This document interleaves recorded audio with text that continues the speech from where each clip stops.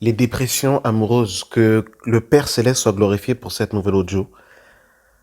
Que l'Esprit de Jésus nous conduise dans cet audio, mes bien-aimés. Le Seigneur veut, lorsque nous l'acceptons comme Seigneur et Sauveur dans notre vie, c'est nous restaurer. Jésus veut nous restaurer, corps, âme et esprit. Il veut nous restaurer également sentimentalement.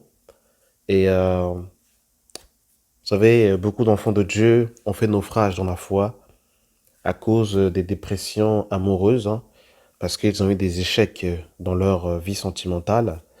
Et voilà, ils ont fait naufrage par rapport à la foi.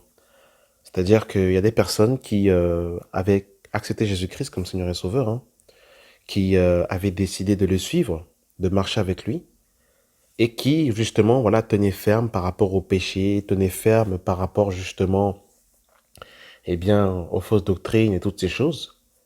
Et voilà, le diable a réussi à les avoir dans un autre secteur, dans un autre domaine de leur vie. C'est au niveau des sentiments amoureux.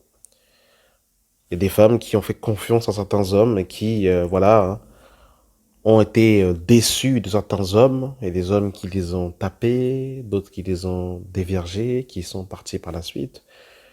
Il y en a qui ont été mariés avec des hommes. Ces derniers se sont méconduits à leur égard, ils sont partis. Il y a des frères pareils aussi, ils ont rencontré des sœurs. Et ces derniers ont eu de mauvaises attitudes à leur égard. Bref, plusieurs histoires que certains frères et sœurs ont vécues.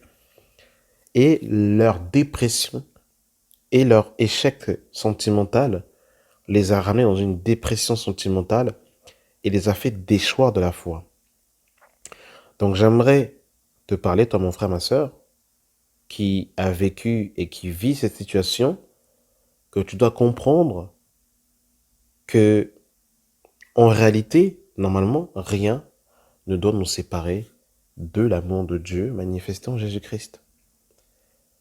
Et ce qui est compliqué, c'est que pour une histoire de cœur, pour une histoire en fait de sentiments, beaucoup sont retournés dans le monde. Et qu'est-ce que ça révèle tout simplement? Ça révèle tout simplement que déjà, notre attachement au Seigneur n'était pas total. Pourquoi est-ce qu'il n'est pas total?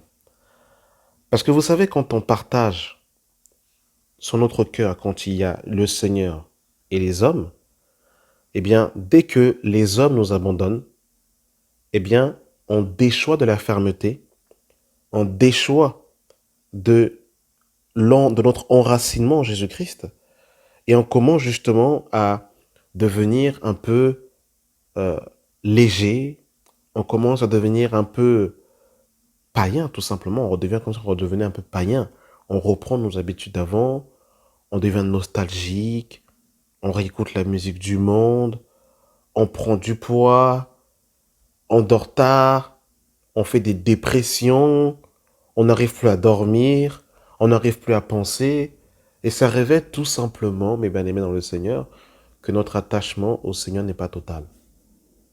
Aussi simple que ça.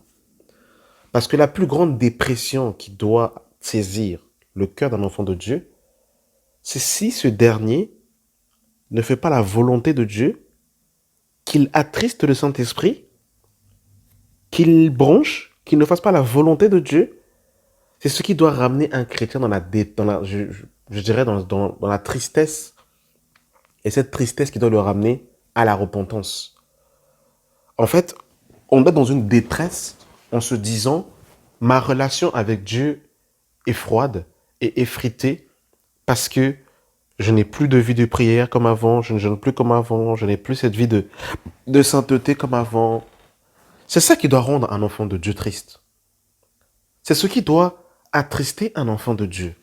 Alors comprenez mon langage, je ne suis pas en train de dire que un frère ou une sœur qui a eu plus de 10 ans de relation avec un bien-aimé, une bien-aimée, ce dernier se méconduit. Je ne dis pas qu'on ne peut pas être triste, qu'on ne peut pas être triste parce que on a donné sa confiance à quelqu'un, ce dernier nous a déçus. C'est pas ce que je dis. Mais ce que je dis, c'est quand en fait ça nous fait sortir de la foi. Quand on commence en fait à manger son vomi parce qu'un un homme ou une femme nous a laissés. Et surtout, des fois, On n'était même pas marié avec la personne. Des fois, on n'a même pas des enfants en commun. Des fois, on n'a même pas habité la même maison. On a eu peut-être des fois 6 mois de relation. On a eu peut-être des fois 2 ans de relation. Ou des fois, on n'a jamais été avec la personne. Et on fait naufrage par rapport à la foi. On devient dépressif. On n'est même pas dans le fruit de l'esprit. On n'est même pas dans la joie du Seigneur. Ça montre que notre attachement au Seigneur n'est pas total. Et ça montre que notre âme est attachée aux hommes et non au Seigneur. Est-ce que vous savez que l'apôtre Paul pourra dire, par exemple, qu'une femme est liée aussi longtemps que son mari est vivant, mais si le mari meurt, elle est libre de se marier à qui elle veut, seulement que ce soit dans le Seigneur. Donc ça montre bien, mes bien-aimés, que si un frère en Christ est marié avec une sœur en Christ, et que ce frère vient à être appelé par le Seigneur, cette sœur peut se remarier. Donc ça veut dire que, quand on dit souvent où il y a une côte, mais si la personne décède, selon le Seigneur, on peut se remarier. Et vous savez, mes bien-aimés, c'est un problème de purification de l'âme, en fait. C'est un problème de purification de l'âme et c'est un problème aussi de sanctification de l'âme. Pourquoi est-ce que je dis cela? Parce que quand, en fait, notre âme, en fait, n'est pas désintoxiquée de l'influence du monde, de l'influence de Babylone, en fait, on va aimer, mais non comme le Seigneur voudrait que nous puissions aimer. Et c'est ça qui va faire et qui va nous ramener malheureusement dans des états malheureusement charnels, dans des états d'agonie, d'angoisse, on n'arrive plus à respirer à cause en fait d'un homme, à cause d'une femme en fait. Et ça, c'est pas de Dieu, mes bien-aimés dans le Seigneur. C'est un problème de sanctification de l'âme. Notre âme a encore la définition de l'amour du monde. Parce qu'en vérité, en vérité, l'amour véritable, c'est celui qui est dans le Seigneur. Parce que l'amour de Dieu, l'amour véritable du Seigneur, c'est celle qui doit guider les enfants de Dieu. Et je pense qu'en tant qu'enfant de Dieu, on doit réapprendre à aimer. Nous devons aimer selon le Seigneur. Et non pas comme le monde nous a appris. Et c'est pour cette raison que vous voyez malheureusement des couples comme Ananias et Saphira, que vous voyez des couples comme Akab et Jézabel, que vous voyez des couples comme Adam et Ève, comme Dalila et Samson, comme Salomon avec les femmes étrangères, parce qu'il y a un amour passionnel où en fait le Seigneur n'est pas le centre, où le Seigneur n'est pas l'amen, n'est pas le premier et le dernier. Aussi simple que ça. Et vous verrez que ces amours, ces amourettes, qui nous ramènent en fait dans des dépressions, qui nous ramènent en fait dans des chutes catastrophiques, où en fait on est capable de prendre 10 kilos, on est capable en fait limite de s'ouvrir les veines parce que quelqu'un nous a laissés, parce que quelqu'un ne veut pas de nous. Mes amis, mais on est où là? On a quitté le monde pour en fait tomber finalement dans le monde à cause des dépressions amoureuses. Vous savez pour qui? En fait, ils ne sont pas comblés de l'amour du Seigneur. Et n'étant pas comblés de l'amour du Seigneur, ils vont chercher cette affection auprès des hommes. Et ça montre tout simplement que la révélation de la croix de Christ n'est pas totale dans l'âme des personnes. Parce que l'amour que Jésus a manifesté à la croix, il n'y a pas plus grand amour qu'un homme a pu manifester et manifestera à notre égard dans ce monde. Donc à part l'œuvre de la croix, il n'y a rien qui puisse justement, normalement en principe, nous faire déchoir de la foi. Alors comprenez mon langage, je dis bien encore qu'il est vrai qu'on peut, on reste des hommes. Quelqu'un à qui on a mis la confiance, qui nous a fait du mal. Ça peut nous blesser, c'est tout à fait normal parce que nous sommes des hommes. Mais de là aller abandonner la foi, retourner dans le monde, revivre dans le péché, retourner dans le vomi, ça montre en fait que en fait, l'attachement au Seigneur n'est pas total, en fait, en vérité, en vérité. L'attachement n'est pas total. L'attachement n'est pas total. Parce qu'il faut savoir que normalement, quand on accepte Jésus-Christ, il n'y a rien qui puisse être au-dessus de Jésus en principe dans notre cœur. Mais Le problème, et je veux encore insister, le problème c'est au niveau de la purification de l'âme. La souillure de l'âme, l'âme qui est souillée, l'âme en fait qui est en fait euh, centrée sur lui-même, a besoin de l'attention des hommes, a besoin qu'on puisse nous dire bonjour, a besoin qu'on nous regarde, a besoin qu'on nous dise je t'aime. Et dès qu'on n'a pas ça, notre âme en fait n'est pas délectée de paix. Ça montre en fait qu'il y a un problème au niveau de la révélation de la croix de Christ. Ça prouve en fait qu'il y a un problème au niveau, les bien-aimés dans le Seigneur, de la présence de Dieu dans nos vies. Quand Jésus dit « Je vous donne ma paix, je vous laisse ma paix », lisons-nous ce verset ou on ne le comprend pas? Parce que le problème, c'est qu'en la réalité, c'est que la paix de beaucoup de chrétiens, c'est le couple. Et s'ils ne sont pas en couple, ils sont angoissés.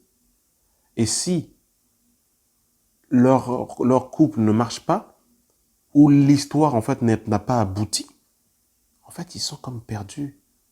Ils sont comme troublés. Ils rentrent dans des dépressions amoureuses.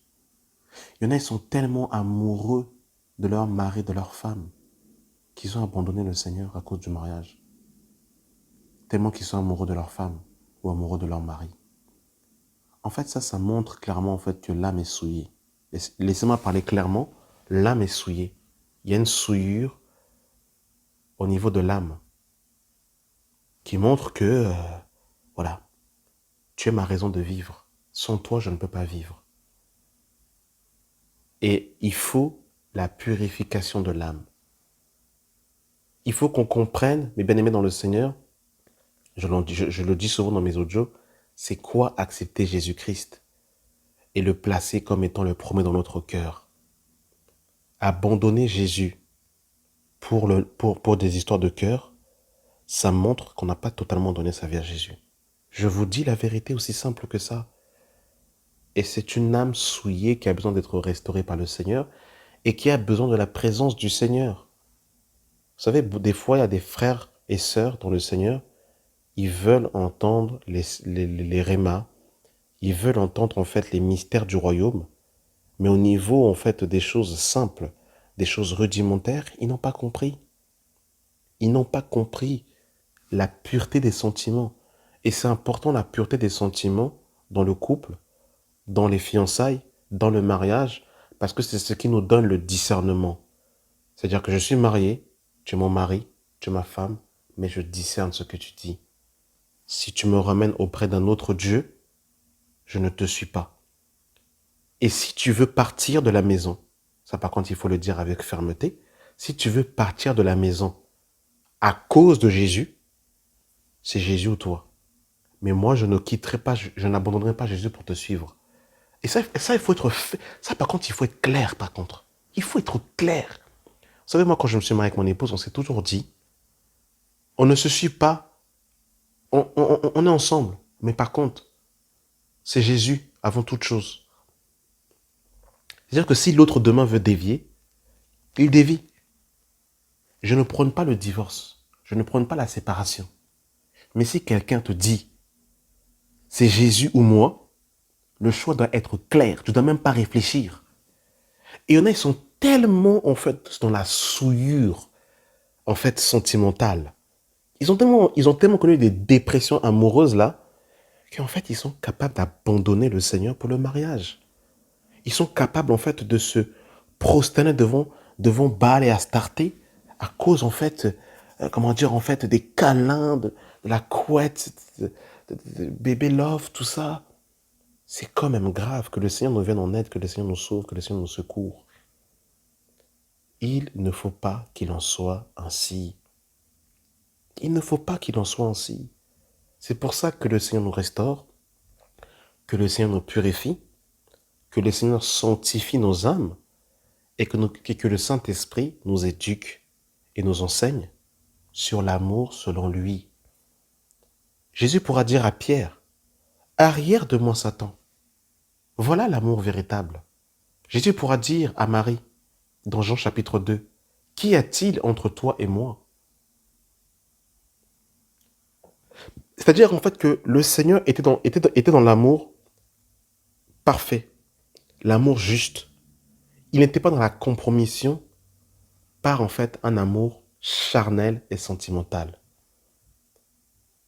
Et ces amours sentimentaux qui nous attachent aux hommes, qui nous attachent en fait aux femmes, montrent qu'en vérité notre attachement au Seigneur n'est pas total. Et le jour où les hommes nous abandonnent, on abandonne aussi le Seigneur. Paul pourra dire, tous m'ont abandonné, je suis resté moi seul. Mais Paul n'a pas abandonné le Seigneur, parce que tous l'avaient abandonné. Et si tu te confies dans les hommes, tu vas être déçu. Donc que Dieu nous sauve, que Dieu nous aide. Ne soyons pas des enfants flottants et emportés à tout vent de sentimentalité comme ça. Soyons fermes dans le Seigneur. Que le Seigneur purifie nos âmes, nous restaure et qui transforme notre manière de penser les choses. Qu'on puisse bien, que le Seigneur en fait renouvelle notre intelligence. Parce que des fois notre intelligence n'est pas renouvelée. Nous avons en fait encore la pensée du monde, la pensée charnelle de la terre, ou encore on est encore attaché malheureusement aux hommes, aux sentiments. En fait, on ne veut pas être seul, on veut toujours être accompagné, la camaraderie, la sympathie. Quand même, comprends-moi. Seigneur, sauve-nous. C'était vraiment en fait une vidéo, vraiment un audio d'exhortation. Mais j'ai vraiment voulu dénoncer ça avec fermeté, qu'il faut être ferme et qu'il n'y a rien qui doit prendre la place du Seigneur dans notre cœur. Même si tu as un mari avec des enfants, tu as une femme avec des enfants, il n'y a rien qui doit prendre la place de Jésus dans ton cœur. Il faut rester ferme. Jésus est le premier et le dernier. Que Dieu nous sauve, que Dieu nous aide et que nous puissions réaliser ces paroles, moi-même qui suis en train de vous parler. Que la grâce et la paix soient avec vous au nom de Jésus. Amen.